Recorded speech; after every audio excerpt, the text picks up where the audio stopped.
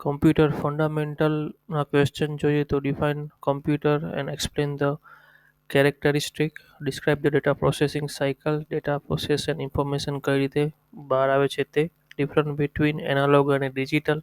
Process થતી હોય એકમાંથી બે બને છે તો એ તમને દેખાય કે આ કઈ રીતે બને, એને કહેવાય એનાલોગ.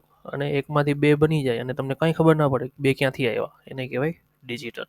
સેમ એ જ રીતે hybrid computer, RAM ROM, SD ROM, D ROM, P ROM, P ROM. પછી type of processor, dual core, core 2, duo, i3, i5 બધા ક્વેશ્ચન આઈએમપી જ છે. Keyboard, mouse, the peripheral device આ બધા, ડેસિમલ નંબર સિસ્ટમ બધા, binary octal કેવી રીતના convert થાય છે, આસ્કી વેલ્યુ કોને કહેવાય, બીસીડી યુનિકોડ, એ બધું વાત તો થઈ જશે. અને સર્વિસ મોડલ્સ છે કમ્પ્યુટરના. Discuss the various type of વાયરસનો પર ક્વેશ્ચન સારો એવો ઇમ્પોર્ટન્ટ છે.